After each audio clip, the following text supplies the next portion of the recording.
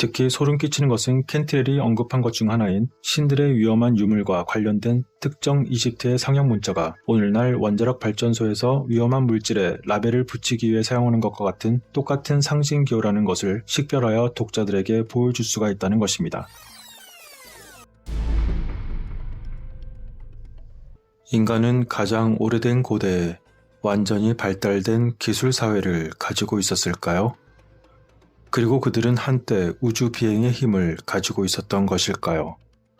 오래된 그들의 광활한 우주 전쟁이 이 세계를 멸망시켰던 것일까요? 이 모든 것은 사실일까요? 아니면 허구일까요? 이것이 바로 오늘 말씀드리려는 내용에 관련한 고대 문헌이 그 비밀을 나타낼 때 식별하고자 하는 내용입니다. 한 명의 매우 유능한 연구가의 오랜 철저한 연구를 통해 이집트, 수메르, 인도, 히브리 민족의 고대 문헌에 숨겨진 인류의 진정한 역사가 밝혀졌습니다. 그녀는 바로 라나 캔트렐이며 임상영리학, 생화학, 고병리학, 물리인류학, 이집트학, 전체론 의학 분야에서 박사학위를 받았습니다. 또한 그녀는 미국과학진흥협회, 미국생물학연구소, 미국 홀리스틱 의학재단, 고생물학협회, 고대 우주비행사협회의 회원이기도 합니다. 그녀의 유명한 책인 말하지 못한 가장 위대한 이야기는 여기 인류가 처음에 어떻게 이곳에 왔는지에 대한 이야기를 조심스럽게 들려주고 있습니다. 하지만 어찌된 일인지 이 책의 사본을 구하는 일은 결코 쉽지 않았고, 하지만 저는 기쁜 마음으로 그 내용을 분석하여 짧게나마 알려드리고자 합니다. 힌두교의 가장 오래된 경전들을 이루고 있고 가장 오래된 산스크리트어로 기록된 베다 시대 브라만교의 신화적, 종교적, 철학적 경전이자 문헌인 베다에 따르면 광대한 제국은 생화학적 혼란으로 인해 흥하고 쇠퇴했습니다. 또한 아틀란티스와 레무리아는 세계의 한 구석에서 다른 구석으로 이어지는 거대한 무역로의 절정을 이루었었습니다. 아틀란티스의 위치는 그 이름에서 알 수 있듯이 대서양의 한 대륙이었으며, 레무리아는 일련의 화산섬인 잃어버린 무섬입니다. 기원전 300년의 바빌로니아 역사학자 베로수스는 홍수 이전의 10명의 왕이 43만 2천년을 통치했다고 기록했습니다. 성경의 편집자들은 이것을 2220년의 재위기간으로 단축시켰는데, 이는 의심할 여지 없이 당시의 편집자들이 그렇게 긴 수명을 상상할 수 없었기 때문이었을까요? 고대 인도 힌두교의 대체 의학체계였던 아유르베다의 의학 논문에 따르면 당시 일반 사람들도 110세 이상의 수명을 가지고 살고 있었다는 것입니다. 그 당시 60세라는 나이는 일반적인 많은 사람들에게 중년이었습니다. 칼데아인들은 그들의 과학이 약 47만 년 전으로 거슬러 올라간다고 합니다. 저희 채널을 찾아주시는 여러분들도 이미 알고 있듯이 우리는 소위 선사시대의 미스테리에 좀 더 특별한 관심이 있으며, 현 시대에 받아들여지는 고고학 및 인류학 문헌은 매우 복잡한 사정으로 얽혀 있고 실제 기록들이 가려져 있어서 후대 미래 세대들이 지금의 현 세대를 믿을 수 없을 정도로 무지한 것으로 인식하게 할 수 있다는 가능성이 매우 높습니다. 저주에 대해서는 할 말이 많지만 좋은 말은 하나도 없습니다. 이집트의 투탕카멘은 신들의 직계 아들이었고 그의 매장 방식은 가장 훌륭한 것 중 하나였습니다. 그 무덤을 개방함으로 인하여 이집트의 심볼로서 뱀의 독인 방사능을 가져오게 됩니다. 그곳에는 아직 활성세포가 있습니다. 그녀는 고병리학에서 미라와 함께 일하는 사람들이 어째서 갑자기 죽거나 아주 이상한 질병에 걸리는 경향이 있다는 것이 매우 이상하다고 생각했습니다. 심지어 유인원의 뼈로 일하는 사람들조차도 특이한 바이러스에 감염이 됩니다. 게다가 이러던 그들에게는 신장 및 혈액질환이 발생하는 것이 오히려 일반적일 정도였던 것입니다. 그들은 반감기가 7억 1천만 년인 우라늄과 같은 다양한 동위 원소의 수명 때문에 매우 위험한 유적과 유해를 발굴하고 있었던 것입니다. 이집트 무덤 주변을 샅샅이 뒤지는 것은 매우 위험한 일이지만 발굴자들이 발견할 수 있는 것이 실제로는 죽은 것이 아닐 수도 있다는 점을 고려한다면 그것은 정말 위험한 사업입니다. 생체 자기학에서 세포의 물은 유전체라는 점에서 일반 물과 크게 다르지 않다는 사실이 밝혀졌습니다. 죽을 때 세포의 물은 변하지 않으며 그 단백질 또한 변하지 않습니다. 고대인들은 미라를 보관할 때 특별한 수지는 말할 것도 없고 금으로 죽은 자를 둘러싸면서 이 정기적인 잠재적 생기를 살려두었습니다. 지방은 수분으로 산화되어 죽은 자의 몸을 보존합니다. 죽은 상태의 건강한 신체라고 말하면 매우 이상하게 들리겠지만 그렇게 미라로 보관한 죽은 자의 신체에는 여전히 전기 자극을 줄 수 있는 세포가 있으며 세포막에서 핵으로 후퇴할 때 자체의 미묘한 전하를 유지합니다. 예를 들어 한 흥미로운 실험에서 해양 미생물의 죽은 세포가 마치 미라처럼 여전히 자기장을 향한다는 것을 보여주었습니다. 어째서일까요? 그것은 바로 그들은 전 자기력을 완전히 잃지 않았기 때문입니다. 이집트인들은 수지가 균일하게 고정된 전하를 띠고 있기 때문에 죽은 사람을 특수 수지에 넣었습니다.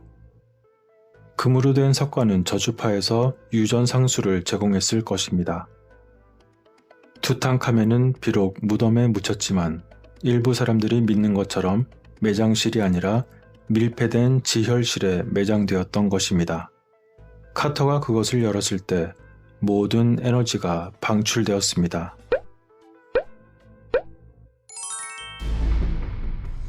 여기서 잠시 카터가 투탕카멘의 무덤을 오픈한 이야기를 들려드리자면 때는 1923년 2월 16일 이집트 테베에서 영국 고고학자 하워드 카터가 고대 이집트 통치자 투탕카멘 왕의 봉인된 매장실로 들어갑니다. 고대 이집트인들은 파라오를 신으로 보았기 때문에 사후에 그들의 시신을 조심스럽게 보존했으며 사후 세계로 통치자들과 함께하기 위해 풍부한 보물이 들어있는 정교한 무덤에 그들을 묻었습니다. 19세기의 전 세계의 고고학자들이 이집트로 모여들었고 그곳에서 많은 무덤을 발견했습니다. 많은 무덤들이 오래전에 강도들에게 침입당하여 재산을 약탈당했습니다. 그러나 1891년에 카터가 이집트에 도착했을 때는 그는 거의 알려지지 않은 투탕카멘 또는 투탕카멘 왕의 무덤이 적어도 하나는 있다는 것을 확신하게 되었습니다. 그는 기원전 1400년경에 살았고 아직 10대였을 때 사망했습니다. 부유했던 영국인 카나봉 경의 지원을 받으며 왕의 무덤을 찾았지만 카터는 5년 동안 성공하지 못했습니다. 그러다 1922년 초 카나봉 경은 이제 수색을 중단하고 싶었지만 카터는 그를 1년 더 기다리라고 설득했습니다. 그러던 중 1922년 11월 카터의 팀이 다른 무덤 입구 근처의 잔해 속에 숨겨진 계단을 발견했을 때 그 기다림이 결실을 맺었습니다. 그 계단은 투탕카멘이라는 이름의 고대 봉인된 출입구로 이어졌습니다. 카터와 카나봉 경이 11월 26일에 무덤의 내부 방에 들어갔을 때 그들은 3000년이 지났음에도 불구하고 그 보물이 훼손되지 않은 채 거의 온전한 상태의 무덤을 발견하고는 감격했습니다. 남자들은 무덤의 4개의 방을 탐험하기 시작했고 1923년 2월 16일 여러 중요한 관리자들의 감시 아래 카터는 마지막 방의 문을 열게 됩니다. 그 내부에는 3개의 관이 서로 중첩된 석관이 있었습니다. 그 중에서 순금으로 만든 마지막 관에는 투탕카멘 왕의 미라 시신이 들어있었던 것입니다. 무덤에서 발견된 황금으로 된 장신구, 조각상, 병거, 무기, 의복 등의 재물 중에서 가장 가치 있는 것은 역시 완벽하게 보존된 미라의 최초의 발견이었습니다.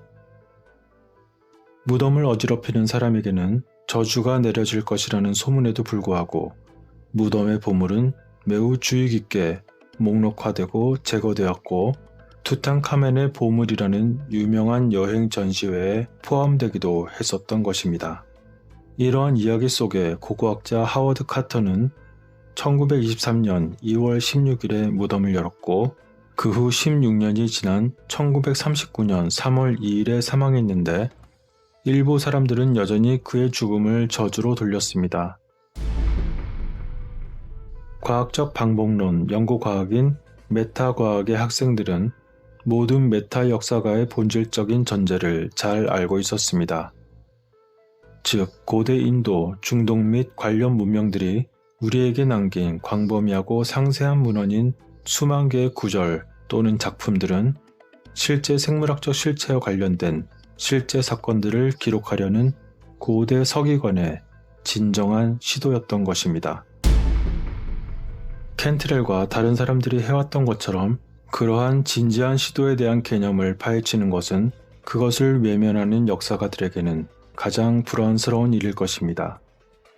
그 이유는 역사상 이제까지 알고 있다고 생각한 역사들, 즉 우리 자신의 위치에 대해 알고 있다고 생각하던 모든 것에 의문을 제기하기 때문입니다. 언뜻 보기에는 우리 자신보다 더 큰 힘을 가진 존재인 신들이 궁극적으로 우리의 인간 종족을 육성한 핵심 문화의 발전에 자주 간섭하는 것처럼 보입니다. 게다가 먼 과거의 어떤 일로 인하여 유전적 변형이 일어난 것처럼 보이는 것에 대한 많은 언급들은 이제까지 사실로 여겨왔던 인류의 잘못된 자아상을 강화하는 데 거의 도움이 되지 않고 오히려 혼란스럽기까지 합니다. 게다가 고대 시대에 있었던 대량 살상무기에 대한 언급이 여러 기록들에 매우 많았기 때문에 이것은 현대 스타워즈와 같은 프로그램이 상대적으로 시시해 보일 정도입니다. 참고로 고대 인도 문헌에는 비행기계, 미사일 및 기타 무기에 대한 수백 개의 언급이 있었는데 19세기의 원래 영국 번역가는 그것이 모두 종교인의 횡설수설일 뿐이라고 말하며 번역을 거부했던 것입니다. 그러나 인도인들이 20세기에 자신들의 문화를 스스로 장악했을 때야 비로소 수세기 만에 처음으로, 아니 아마도 수천 년 만에 처음으로 정확한 번역이 가능했습니다. 그렇기 때문에 이러한 역설적인 상황의 소굴로 용감하게 걸어들어간 캔트렐 여사의 작업은 그 범위 안에서 숨막힐 정도로 대단한 것입니다. 많은 고대 설화에서 그 표면 아래에 숨어있던 유전학을 볼 수 있는 그녀만의 독특한 특별한 능력은 놀랍기도 하고 한편으로는 그러한 그녀의 뛰어난 직관력이 불안하기까지도 합니다. 그것이 비록 23년 전에 쓰여졌지만 저자는 현재 정확한 것으로 판명된 서구식 식단과 테스토스테론에 대한 입증된 부정적인 영향과 면역 체계에 대한 부정적인 영향, 그리고 어린아이들의 심리적 발달에 대한 손상 가능성에 대한 많은 경고를 포함했습니다. 이것들은 모두 당시에는 입증되지 못했지만 현재 모두 정확하다고 판명된 것들을 정확히 지적했다는 점입니다. 베다와 이집트 문헌에서 당시의 사람들이 한 가지 크게 회한을 가지고 있는 것이 있다면 그것은 바로 판다바, 엔네아드가 지구를 떠났다는 것입니다. 그들을 도와줄 수 있는 유일한 사람들이 날아가는 것을 보는 것은 매우 슬픈 광경이었을 것입니다. 그들은 아누나키를 빨리 태우고 떠났던 것 같습니다.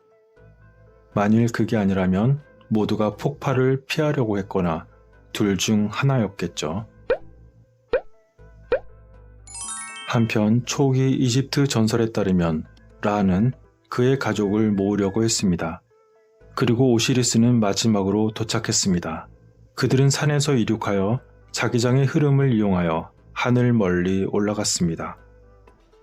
이야기에 따르면 오시리스는 철로 된 판에 올라가는데 어려움을 겪었고 라는 베다의 판다바 쌍둥이 형제에 해당하는 쌍둥이 신의 도움으로 겨우 탈출한 유명한 사다리를 떨어뜨려야만 했습니다. 베다에서의 그러한 협업 스토리는 그가 늦었던 이유를 알려줍니다. 중간에 드라우파디가 기절하여 쓰러지는 바람에 가족 전체가 간신히 산 꼭대기에 도착한 것 같습니다. 베다에서는 그때 지상에서 그들의 삶이 끝났으며 그들은 당시 하늘로 올라가야만 했다고 주장하지만 그러나 이집트의 문헌은 이것을 반박합니다. 켄트렐 여사는 다른 저자들이 이미 걸어놓은 논거의 영역을 다루면서 매우 잘 수행하는 것 외에도 그녀만의 완전히 독창적인 여러 이론들을 소개합니다.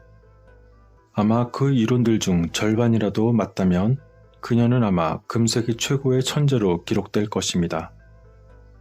예를 들어 그녀는 고고학 유적지에 대한 주요 연구가 어째서 잔류 방사능에 대한 조사가 수행된 적이 없는지 의문을 제기하며 만약에 그러한 파괴 모기가 과거에 존재했고 또한 사용되었다면 그 증거는 오늘날에도 분명해야 한다고 설득력 있게 주장합니다. 또한 그녀는 그 증거에 따라 투탕카멘 왕의 미라에 대한 손상의 대부분은 무덤 발굴자들이 열과 힘을 사용하여 그 내용물을 빠르게 공개에 노출시켜 손상시키는 방식으로 관을 강제로 여는 바람에 발생했다고 결론지었습니다. 특히 소름 끼치는 것은 켄트렐이 언급한 것 중 하나인 신들의 위험한 유물과 관련된 특정 이집트의 상형 문자가 오늘날 원자력 발전소에서 위험한 물질에 라벨을 붙이기 위해 사용하는 것과 같은 똑같은 상징기호라는 것을 식별하여 독자들에게 보여줄 수가 있다는 것입니다. 켄트렐은 또한 고대 문화에서 뱀에 대한 그림의 언급이 실제 파충류보다 에너지와 진동에 더 관련이 있다고 생각합니다. 이 이론은 그녀의 모든 데이터를 볼 때 놀라울 정도로 잘 유지가 되는 이론인 것입니다.